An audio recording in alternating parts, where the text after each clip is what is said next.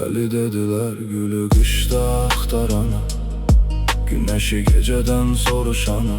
Ben bir deliydim, gölgemin izine düşen. Özünü özge beli, özünden kaçana.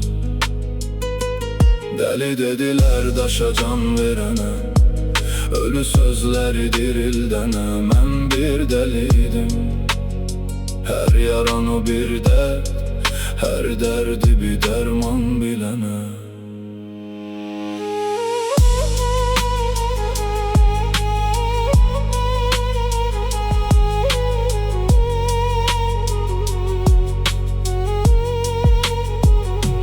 Deli dediler köhne külden ot çıkarana, yanmış kitaptan kalp okuyana. Ben bir deliydim, her ayrılığı bir başlangıç, her ölümü bir uyanış sanana.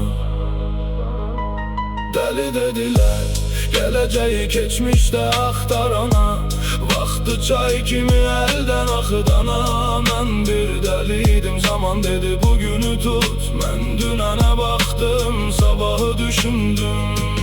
Deli dediler öz sesine kulak verene, küye karşı sükutu seçene. Ben bir deliydim çünkü bazen bir susuş bin sözden derin idi. Deli dediler görünmeze inanana, görünene hayal sanana. Ben bir deliydim, dünya dedi yalnız ben varam. Ben dedim yok, ama bir yanım hele de özünü aktarırdı.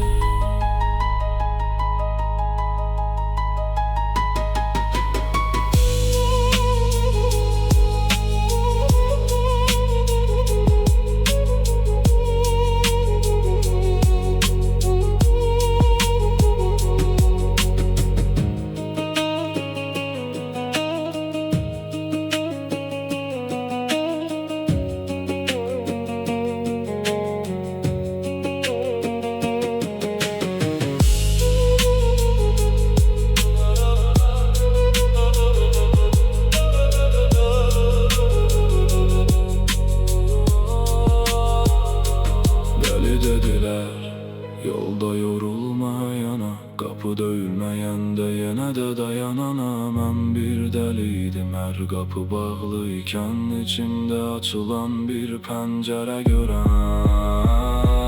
Deli dediler geçmişi geri çağırana, geleceğden korkmayana. Ben baktım zaman geçti, ben kaldım. Deli dediler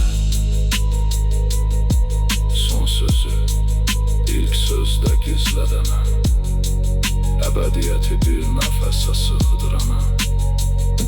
Ben bir deliydim, sonra anladım deli yok, divaneymiş. Çünkü divane olan dünyaya bakmaz, dünyanın görmediğini görer. Deli dediler.